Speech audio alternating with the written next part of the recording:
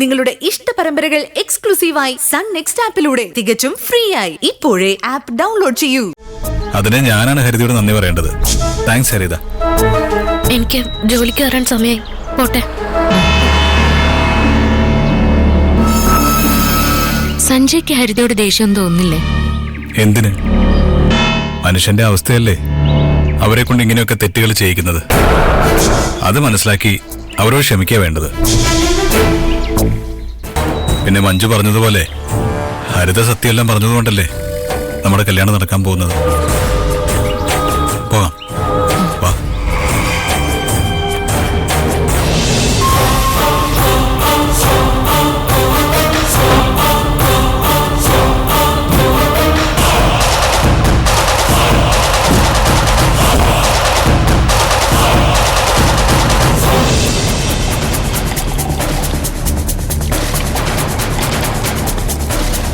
അല്ല ഗോപാൽജി, ശാലിനി മോൾ ഇവിടെ ഇല്ലേ? അവള് കൂട്ടുകാരുടെ കൂടെ സിനിമയ്ക്ക് പോയിരിക്കുക. അതല്ലേ ഇങ്ങനൊരു പരിപാടി ഞാൻ സെറ്റ് ചെയ്തത്.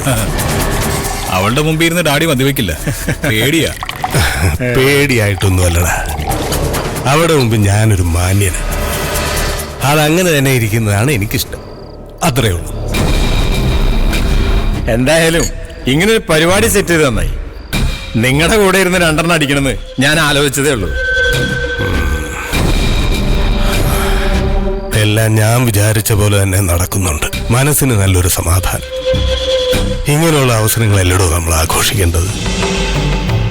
ഇന്ന് ഹരിതയുടെ കൂടെ മഞ്ജു നിൽക്കുന്ന കണ്ടപ്പോ ഞാനൊന്ന് പേടിച്ചു. നമ്മുടെ പ്ലാനുകളെല്ലാം തകരുമെന്നാ ഞാൻ വിചാരിച്ചത്. എന്തൊക്കെ പറഞ്ഞാലും മാധവൻ സാറും മഞ്ജുവും ഹരിതയെ സഞ്ജയുടെ അടുത്തുനിന്ന് രക്ഷിച്ചതല്ലേ. അവൾക്ക് മഞ്ജുവിനോട് നുണ പറഞ്ഞതിൽ കുറ്റബോധം തോന്നി. സത്യം തുറന്നു പറഞ്ഞ എല്ലാം തീർന്നു. ഹരിത അങ്ങനൊന്നും ചെയ്യില്ലടോ. മഞ്ജുവിനോട് എന്തെങ്കിലും പറഞ്ഞാൽ അവിടെ അമ്മ തട്ടിക്കളയുന്ന ഞാൻ ഭീഷണിപ്പെടുത്തിയിരിക്കുന്നു.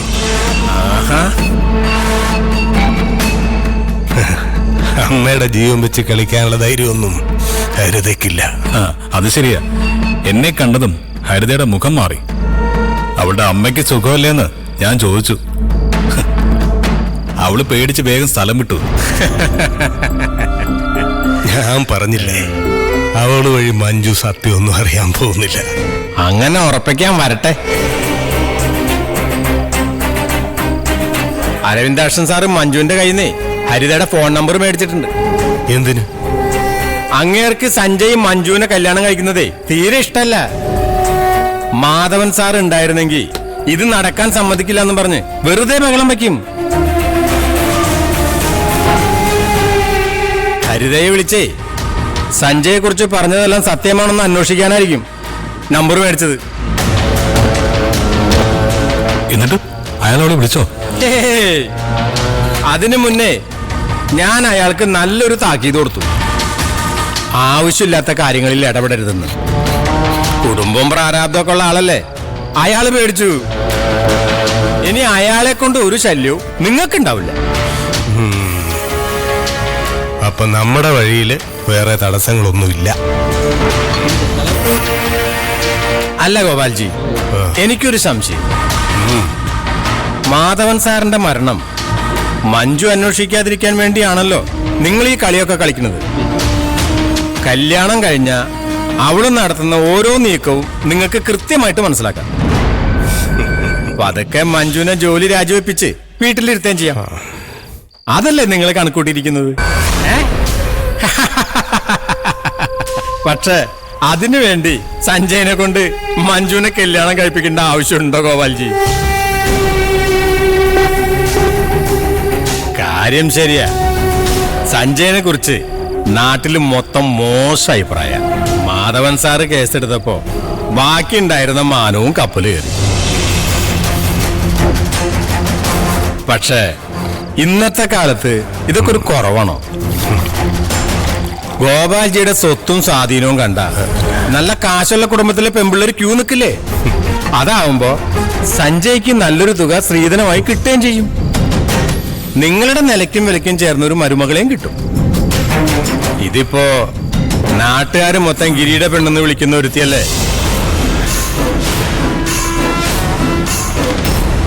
മാധവന്റെ കേസ് അന്വേഷിക്കാതിരിക്കാൻ സഞ്ജയുടെ ജീവിതം വെച്ച് കളിക്കേണ്ട കാര്യമുണ്ടോ? ഇതേതാണ്ട് എലിയെ കൊല്ലാൻ ഇല്ലം ചുടുന്നത് പോലെ ആയില്ലേ? എടോ, ചില പ്രത്യേകതര എലികളെ കൊല്ലാൻ ഇല്ലം ചുടുന്നതിൽ തെറ്റില്ല. ഈ എലിയെ കൊല്ലാൻ ഞാൻ ആരുടെ ഇല്ലവാ ചുടാൻ പോകുന്നതെന്ന് താൻ കാത്തിരുന്ന കണ്ടോ? എനിക്ക് മനസ്സിലായില്ല. തനിക്ക് മനസ്സിലാവത്തില്ല. ഞങ്ങൾ ഇതൊക്കെ ചെയ്യുന്നത് ചില കണക്കൂട്ടലുകളൊക്കെ മനസ്സിൽ കണ്ടിട്ടാണ്. അതെന്താണെന്ന് തൽക്കാലം താൻ അറിയണ്ട. സമയമാവുമ്പോ തന്നെ എല്ലാം അറിയിച്ചോളാം. അപ്പൊ താൻ കൂടെ നിന്നാ മതി. കാശ് കിട്ടുന്നുണ്ടെങ്കിൽ ഞാൻ എന്തിനും തയ്യാറാണെന്ന് ഗോപാൽജിക്ക് അറിയില്ലേ? ആ, എടുത്തടിക്കും. ഓ, ആയിക്കോട്ടെ.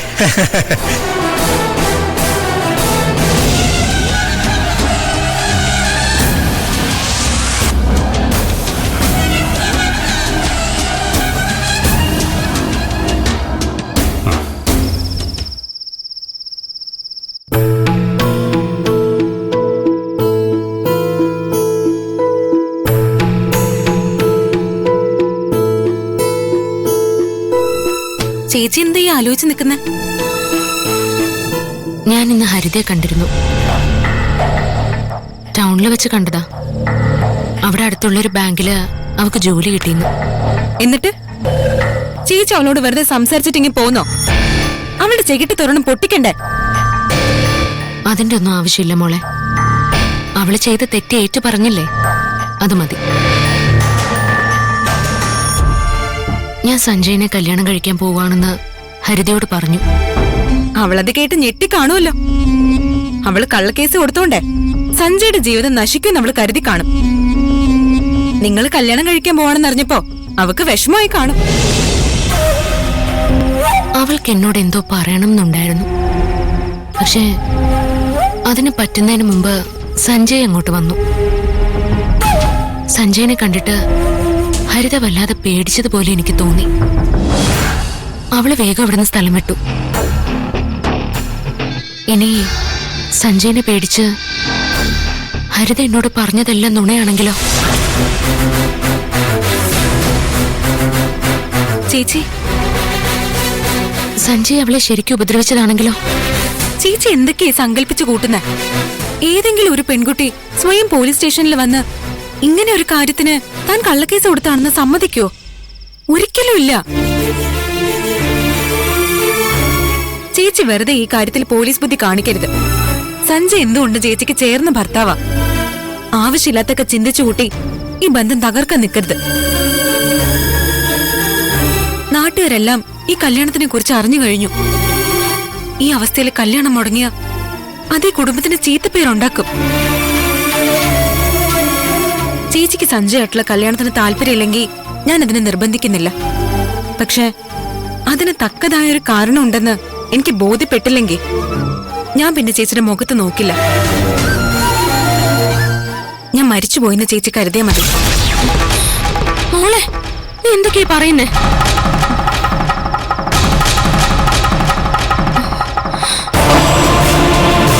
മോളെ, ഈ കുടുംബം കഴിഞ്ഞിട്ട് എനിക്ക് എന്തോ ഉള്ളൂ. നിങ്ങൾക്ക് നാണക്കേടുണ്ടാക്കുന്ന ഒന്നും ഞാൻ ചെയ്യില്ല. ഇതെന്റെ വാക്കാ. ദേ, മേലാൽ ഇങ്ങനെയുള്ള വർത്താനൊന്നും എന്നോട് പറയരുത്. നീ അല്ലാതെ ചേച്ചിക്ക് വേറെ ആരാ ഈ ലോകത്തുള്ളത്? നീ എന്നോട് മിണ്ടിയില്ലെങ്കിൽ എനിക്ക് സഹിക്കില്ല. പിന്നെ ഞാൻ ജീവിച്ചിരിക്കുന്നതിന് എന്തെങ്കിലും അർത്ഥമുണ്ടോ? സോറി ചേച്ചി.